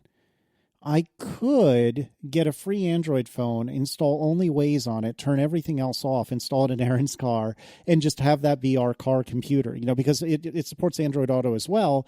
And I am almost sure, even, regardless of the fact that Google now owns Waze, I don't think they have near as many restrictions, as far as I'm aware, on Android Auto as Apple does. And thus, why couldn't I just get the world's crappiest Android phone? I guess that's kind of redundant, isn't it? Anyway, this is a good test of Casey's sense of injustice about cell phone plans. All right, so the watch, which is very small, was a great affront because it charged you however much it charged you. But the car is very, very big. So how much does a cell connection for your car cost? And do you feel it is okay? I think it's the same, or it's double, one or the other. And this is why we haven't paid for cell. We got our free 6 gigs, whatever it was, when we bought the car, and I've never paid for it since, because I also don't think that's worth the money either. But the car is so big. Oh my God, I'm not going to entertain this conversation. It's true. It's 100% true.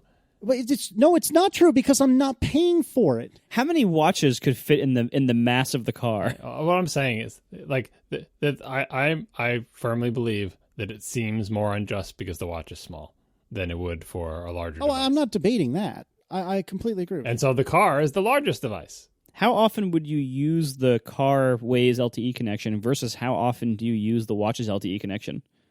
Are you actually using the LTE still? Yeah, 2 to 3 times a week. Well, not for the last 2 months because I just had a kid and it's been freezing out. But yes, anytime I go for a run, I go with only AirPods and my watch. And so every time I do that, I guess I shouldn't say I am using the LTE connection, but I want to have the ability to. Does that make sense? So like if I break an ankle or something, I want to be able to call Aaron and say, please come get me. Yeah, no, I would count that as using it. Like if you're going out without your phone, right, that's being connected via LTE. That counts as using it. And this is why I'm paying for it. Like I grumbled about it. I didn't bring it up this time, thank you very much. But I did my grumbling. I moved on with my life. This is why I do pay for the watch. And we didn't pay for the car and haven't paid for the car, or the LTE connection in the car, that is, because I did the math. If just in a figurative sense, I did the math, not even literally arithmetic. And I thought, you know what? It's very rare that I'm in the car long enough to justify using its connection. Even if I am, I can just tether. There's really no need for me to pay for a connection in the car. Would it be more convenient if it was free? Absolutely. Is it worth, and I think it's either 10 or 20 bucks a month. I can't remember which. Is it worth that money for it? No, probably not. But I only brought it up to say it is a solution one could do, is get, even if you're a devout, iOS person, you could get a free Android phone, stick Waze on it, hook it up to either tethering on your, existing iPhone, or just hook it up to your car, what have you, use Android Auto, and everyone's happy. I don't recommend it, but you could. You know what? I'm totally fine having a $7 piece of plastic stuck to my dashboard semi-permanently, but I don't think I would ever put an Android phone there. Could you even tell that it's an Android phone because doesn't the Waze interface look the same? I would know. Additionally, it's clear that neither of you have ever owned a radar detector or installed one properly, because on my 300ZX, my Valentine 1 was hardwired into the car. You could see wires absolutely nowhere. You like tuck it like under the trim and stuff like that, right? Yeah. Yep. And also I had a remote display on the steering column. So the actual radar detector itself, okay, so you could see a couple inches of wire going from the radar detector into the headliner, but the display for the radar detector was mounted on the steering column. It was a secondary display that you could buy. And so this way nothing lit up in the windshield area. It looked like another part of the dash from afar. I actually saved myself from a ticket in Virginia where these are, I hypothetically saved myself from a ticket in Virginia where these may or may not be legal, but I haven't used my radar detector in years because it's just not worth it anymore, and I don't drive that quick. I think part of the utility of not having it hardwired and having the little coiled up, phone cord wire snaking across your thing is so you can hastily disconnect it and chuck it in your glove box when you get pulled over. All right, let's do some Ask ATP. Stephen McClenning writes, and this is continuing in our car theme, are advanced safety features found in cars comparable across manufacturers? Features that use technology like lane departure warning, forward collision warning, and blind spot detection are offered in BMWs and Hondas, or Hyundais, or whatever, however you're supposed to pronounce it. Are they equally as effective, or are they much better in more expensive cars? How can one compare? I don't know the answer to this question, and I think it would be a really fascinating test. If only I knew someone who did car videos from time to time. But anyway, I think it's a really interesting question, but I have to imagine that they're nearly I think anything that doesn't involve automated driving, that's a whole different can of worms. But if you're not talking about automated driving, you're just talking about panic stopping on behalf of the driver or something like that, nudging the driver back into the lane if they're starting to drift. I would assume and imagine that they're not that different between both luxury and economy marquees. Would you guys agree with that? Let's start with Marco. I mean, John will tell us the real answer here. I don't actually know. From what I think these sensors and systems tend to be sold to multiple car manufacturers. That's what I thought. So there's a small number of companies that make these kinds of systems, and then they sell them to BMW and Mercedes and Audi. They sell the same thing to multiple people. So I'm sure some people have their own stuff or have exclusives deals on some of the things, but some of the features probably are literally identical because they're literally using the same modules and same software. And some of the stuff, you mentioned, lane departure warning, blind spot detection. that actually doesn't seem that hard to do. Like the blind spot detection, where it just like kind of like lights up the little warning light on your side view mirror when somebody's in your blind spot, like that I don't think is very complicated. That seems pretty reliable and pretty easy to do these days. So like stuff like that, I wouldn't expect a lot of variation between manufacturers. Some of the harder things like automatic emergency braking, like if you're about to hit a wall and it tries to stop, that kind of thing I would expect to vary a little more. Obviously, as Casey said, anything that tries to steer for you, like Tesla's autopilot thing, I would expect that to vary a lot more because it's just a more complex problem. So, John, what's the real answer? I don't know why you're asking me, because in the same way that do you read car magazines? Well, in the same way that I have never owned a car that doesn't have 3 pedals, unlike everyone else on this podcast, I've never owned a car with any of these features. Lane departure, forward collision, blind spot detection. I have never had a car with any of those features in it, so I have no idea how they work. And honestly, I've been, in the same way with the stick shift, I have been intentionally avoiding those features because as far as I've been able to tell from reading things about them and being in other people's cars that have them, they can be super annoying if they can't be turned off. And if I'm turning them off, then why the hell am I paying extra to get them? So Such a John answer. So I've thus far avoided getting them. It's not to say that I think they're bad. I think they are good, especially the things that will brake automatically for you if you're not paying attention and stuff like that. But the only ones that have even been offered on cars that I've got are the ones that just use like lane departure, right? And I have the pre-tensioning seatbelts and stuff. I have like things that pull the seatbelt tighter when you're in an accident, but that's not quite the same thing as these active systems. As for what my impression of how they might be on fancy cars versus regular cars, as with all car technology, they come out first on the expensive cars. And so the first time you're going to see like lane departure, whatever that was, however many decades ago, was probably on like a BMW or Mercedes or some fancy car, right? It was surely an S-Class. Yeah. And those features, when they first come out, are not that great. Like the very first anti-lock brakes, which was also probably on a Mercedes or something like that, those anti-lock brakes were not that great. By the time anti-lock brakes comes down to the Honda Civic, it has been refined many, many times over. And at the point that you get down to the bottom of the ranks of cars, anti-lock brakes are more or less the same from a Mercedes S-Class all the way down to a Honda Civic because it becomes commoditized. That doesn't really answer the question for these things because I think they are not yet commoditized, especially, as Marco pointed out, things that steer the car for you. Not even close to commoditized, but I would say right now they're bad on the expensive cars and non-existent on the cheap cars. So I don't like, for features like that, if you run out and get the expensive car just to get the feature, you're probably getting the worst version of that feature that is ever going to exist. Whereas if you ignore that feature for a couple of decades, by the time it trickles down to your $15,000 car, it'll be about the same across the entire line. I think across the entire auto industry, that is.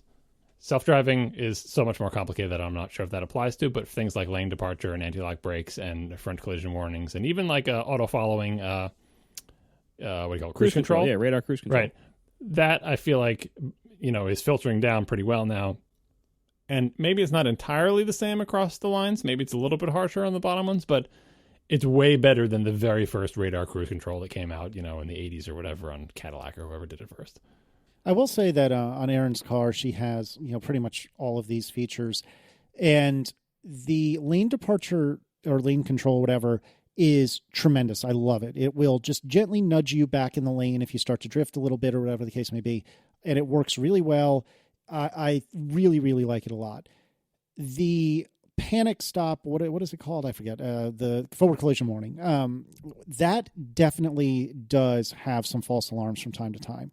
Now, the good news is it's a false alarm that's where it tries for just a flash to stop when it doesn't need to. And I'd rather that than it, just assume, I'm sure it's great. And then we plow into a wall, but nevertheless, it does occasionally go, wah, wah, wah, and it, kind of just, it like instantaneously stands on the brakes for you and then immediately lets go.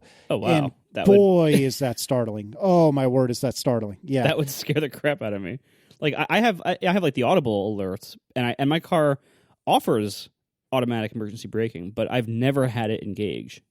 I mean, all in all, I do think it is good and worth it because God forbid I'm not paying attention and something happens, but there are definitely some false alarms on it, and that's kind of frustrating. And that actually reminds me that on the Grand Cherokee that I briefly borrowed before I got the Julia, I noticed that every time I was at a stoplight, I think I might have talked about this on the show, I was at a 2-lane stoplight, so say I'm making a left, and I was adjacent to somebody, I would start to make the left, and it would go berserk because I thought I was having a collision with the person next to me, and that was really annoying, but that's the only instance I can think of where I've seen dramatically different behavior on safety stuff between different manufacturers. But I, as we've all said, I think self-driving is a totally different conversation that has not yet really been standardized.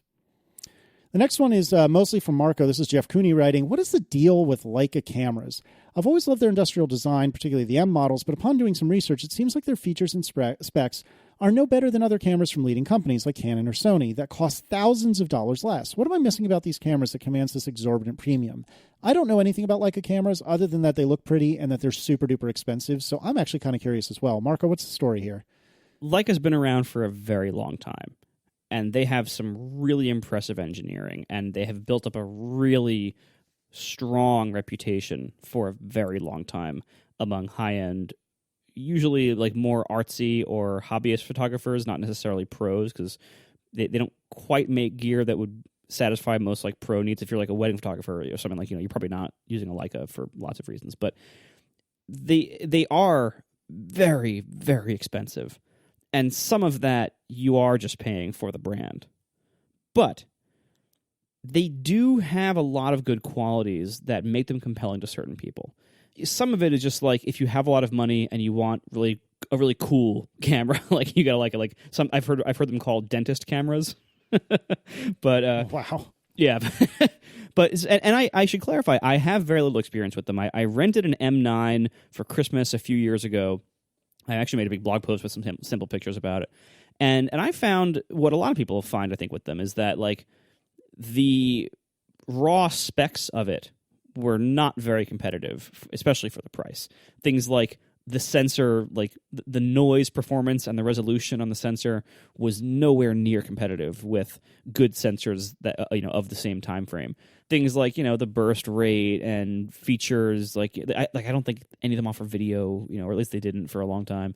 It seems like you're paying a really high price for not top of the line technology within them.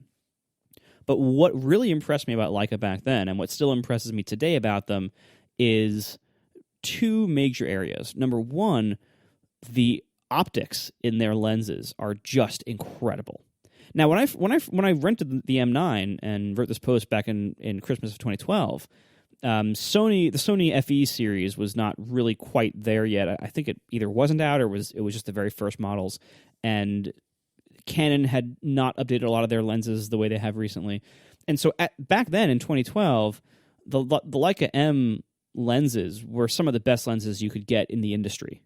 And to get what blew me away with my rental of it was the sheer optical quality that this basic small lens provided. It was a 35 millimeter f2 prime something Summicron something, I don't know, and it was like a $3,000 lens. This is why I rented it, but it was still the optical quality blew me away. Now today we have a lot more options that also provide really good optical quality. Basically in the last 5 years or so, there's been a huge revolution in lens design, especially coming out of Sony and then later on coming out of Canon. And unfortunately, Nikon people, I haven't been following Nikon that closely. I apologize again, but clearly the massive upgrade in lens quality and resolution, especially coming out of Sony and Canon over the last few years, has been astronomical. And so, now I feel like you can get similar optical quality, if not even maybe better optical quality, out of lenses from other manufacturers. But back then you couldn't. So that was one thing that blew me away. That still, I'm looking at this blog post I made, still to this day, it's still really, really good optics and really good pictures coming out of this. The second thing that Leica has going for it a lot of the times is that the way a camera interprets the data coming off of its sensors is not all the same between different camera manufacturers. Every manufacturer, and oftentimes even between different models, have different ways of interpreting the raw sensor data, and then they have different ways to apply things like color tone and color balance and contrast and sharpening and things like that. What you get off the raw sensor is not anywhere close to the final picture with any camera. iPhone all the way up to, the Leica M whatever. Leica's processing of the photos is just really appealing to me and a lot of people. Like the way it renders colors, the way it renders contrast and things, like it just makes really nice pictures without a lot of effort, without having to do a lot of post-processing on them, or without having to like manually tweak a lot of the colors and color balance and everything else. It's, again, this is another one of those areas where a lot of it's just personal preference. Like Tiff does not like the way my Sony cameras render colors. She can't get the color balance she wants out of my Sonys. I can't get the color balance I want out of Canons. Like it's a personal preference. And Leica has its own color balancing that it does that, to me, is just incredibly appealing. And that's been one of the only things that's ever really tempted me to give that another try, maybe even buy one, is just like the color rendering is just incredible on them, and the way it renders tones and everything. It's just really nice. So there's areas about photography that aren't just about the specs. And it's hard for, especially like as I was getting into this hobby, and as I've developed over time, in this hobby, it's been hard for me to learn that and to feel that like, to me, it was so much all about specs for so long, but now I'm realizing like there's more to it than that. And so the appeal of Leica, in part, it is, yes, like, like a rich dentist / hipster thing because they're cool, but there's reasons that you would buy it that aren't just because it's cool. Like it actually backs that up with really nice photo processing, really nice, tones and colors and everything, and it's just stunningly good optics in most of their lenses. So that being said, there's also a couple other, like, they have so many different models now, it's hard to keep track. So everything I just said was based on my experience with the M9. That's been updated lots since then. There's other full-frame rangefinder models. They have a couple of mirrorless ones. I don't know if they have interchangeable lens yet. It's hard to keep track, honestly, because they actually do a fair number of models these days. They have some that only shoot in black and white. And I actually got to play with that one, the black and white only one. It was like some kind of like mirrorless thing. So it was like basically a direct competitor to the Sony RX1. What blew me away about it was, compared to, at the time, my A7R II that I had, it was way more responsive. Like the viewfinder, it was like the difference between like 15 frames per second and 60 frames per second. Like it was like the viewfinder was like it was like looking through a piece of glass. Like it was, even though it was electronic, looking through the sensor, it was just such a high refresh rate, such a high frame rate. It was just precise, fast. You could snap pictures, just boom, boom, boom, boom, boom. It would not slow down. It just handled really well. It was very satisfying to use. And again, the tones that I saw out of that, granted, this was like literally playing with a friend's camera at a conference for 5 minutes, so I didn't get a lot of use out of it. But like, it was very compelling. And if at the time I had a need for a fixed lens camera that you couldn't change lenses on, where I actually wanted that particular lens, I would have seriously considered that. So yet more qualities that cameras can have that are not about specs and that are hard to get in reviews, or the review might mention it, but you might zoom past it because you think it's BS, or you don't think it's a spec, or you don't care. But Leica has earned their reputation for good reasons. They might not line up with what you want in a camera, and it's up to you whether you think it's worth their quite high prices, but there are reasons for it. That's interesting. I'm surprised you don't have one. I mean, you don't know that I don't have one. No, I don't have one. We also need to call attention to this adorable picture of baby Adam in this post. My word. I know, isn't it cute? He's so little. Thanks to our sponsors this week, Away, Linode, and Eero. And we'll talk to you next week. Now the show is over. They didn't even mean to begin, 'cause it was accidental. Oh, it was accidental. John didn't do any research. Marco and Casey wouldn't let him, 'cause it was accidental. Oh, it was accidental. And you can find the show notes at atp.fm. And if you're into Twitter, you can follow them at CASEYLISS. So that's Casey Liss, MARCOARMENT, Marco Arment, SIRAC, USA, Syracuse. It's accidental.